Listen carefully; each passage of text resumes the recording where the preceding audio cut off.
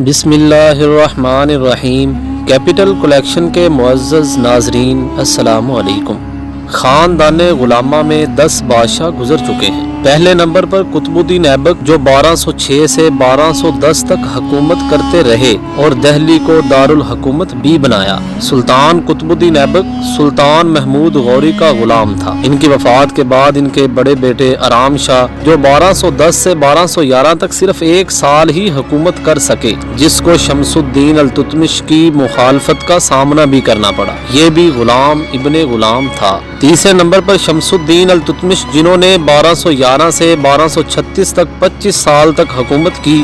ان کی شادی قطب الدین ایبک کی بیٹی سے ہوئی۔ یہ قطب الدین ایبک کا غلام تھا۔ چوتھے بادشاہ رکن الدین فیروز جس نے صرف 6 ماہ تک حکومت کی، جو شمس الدین التتمش کا بیٹا تھا۔ 5ویں نمبر پر رضیہ سلطانہ نے تخت سنبھالا، جو التتمش کی بیٹی تھی۔ یہ 1246 سے 1240 تک دلی کی ملکہ رہیں۔ رضیہ سلطانہ کے بعد اس کا بھائی اور شمس الدین التتمش کا دوسرا بیٹا معیز الدین بہرام، جو 1240 سے 1242 تک دلی میں بادشاہ رہا۔ اس کے بعد 7ویں نمبر پر علاء الدین مسعود نے 1242 سے 1246 تک حکومت کی، جو رکن الدین فیروز کا بیٹا اور رضیہ سلطانہ کا بھتیجا تھا۔ اس کے بعد ناصر الدین محمود نے 1246 سے 1266 تک دلی کا تخت سنبھالا، جو التتمش کے بڑے بیٹے نصیر الدین کا بیٹا تھا، اور اسی طرح یہ چاروں یکے بعد دیگرے تخت نشین ہوتے رہے۔ 9ویں نمبر پر سلطان غیاث الدین بلبن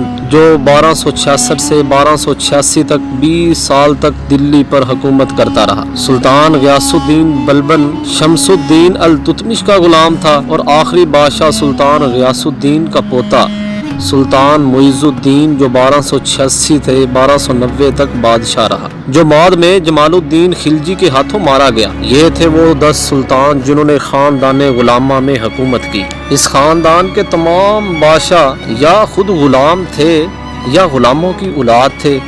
اسی بنا پر اس تو خاندان کو خاندان غلاماں کہا جاتا ہے۔ اور وہ کون سا بادشاہ تھا جس نے 3 سال کی چھوٹی سی عمر میں تخت سنبھالا، اور وہ کون سا غلام تھا جو چند اشرفیوں میں بکا اور بعد میں ہندوستان پر حکومت کی۔ اس خاندان غلاماں میں 4 سلطان اور 1 ملکہ ہی تاریخ میں زیر بحث رہے۔ اس ویڈیو میں ہم آپ کو انہی کے بارے میں بتائیں گے۔ ویڈیو کو شروع کرنے سے پہلے آپ سب لوگوں سے گزارش ہے کہ ہمارا یہ چینل کیپٹل کلیکشن سبسکرائب کر کے ہماری حوصلہ افزائی کریں۔ سلطان قطب الدین ایبک وہ اپنی سخاوت اور فیاضی کی وجہ سے لکھ بخش کے نام سے بھی مشہور تھا۔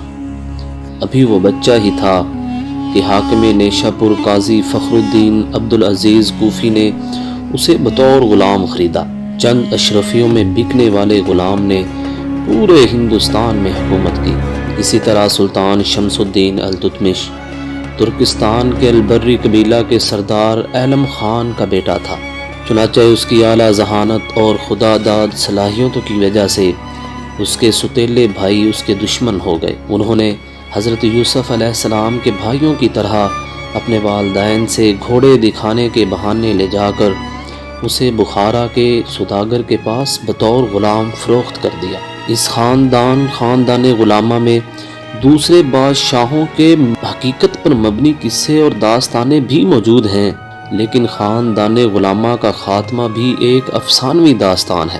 ہوا کچھ یوں کہ آخری بادشاہ معیز الدین کیک بعد یہ اپنی 9 عمری ہی میں اپنے فرائض سے فراموش ہو کر عیش و عشرت میں پڑ گیا اور اپنے فرائض بھول گیا۔ معیز الدین کیک بعد کے زمانے میں فیروز خلجی نامی ایک سردار سامانہ کا حاکم تھا۔ یہ شخص ملتان اور سندھ کے گورنر کی حیثیت سے منگولوں کے خلاف کافی نام پیدا کر چکا تھا۔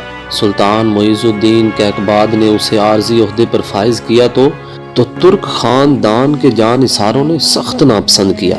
یوں ہی وقت گزرتا گیا، جس کا نتیجہ یہ ہوا کہ غیر ترک بالخصوص خلجی دہلی کے تخت و تاج پر قبضہ کرنے کے لیے ہاتھ پاؤں مارنے لگے، جس کا سردار جلال الدین خلجی تھا۔ جب سلطان کیقباد فالج کا شکار ہوا تو اس کے جانثاروں نے اس کے 3 سالہ بیٹے کیومرس کو تخت نشین کر دیا، تاکہ تمام اختیارات ترکوں کے ہاتھ میں ہی رہیں، لیکن سردار جلال الدین خلجی نے موقع پا کر ننھے بادشاہ کیومرث کو دلی سے اٹھوا کر اپنے قبضہ میں لے لیا۔ فالج زدہ کیقباد بستر مرگ پر پڑا تھا اور کسی کو اس کے علاج تک کی فکر نہ تھی۔ 1290 کے آغاز میں ایک روز کسی خلجی سپاہی نے اسے ٹھوکریں مار مار کر ختم کر دیا اور اسی کے بستر کی چادر میں لپیٹ کر دریائے جمنا کی لہروں کے سپرد کر دیا۔ 3 سالہ سلطان کیومرث کی حکومت کا ڈھونگ چند روز باقی رہا، حتیٰ کہ جلال الدین فیروز خلجی نے تخت شاہی پر قبضہ کر لیا اور خاندان غلاماں کا خاتمہ کر کے خاندان خلجی کی بنیاد رکھی۔ یہ تھی خاندان غلاماں کی شارٹ ہسٹری۔ آپ کو یہ ویڈیو کیسی لگی کمنٹ کے ذریعے ضرور بتائیں، اور اسی طرح کی بر وقت ویڈیو دیکھنے کے لیے ہمارا یہ چینل کیپٹل کلیکشن ضرور سبسکرائب کریں۔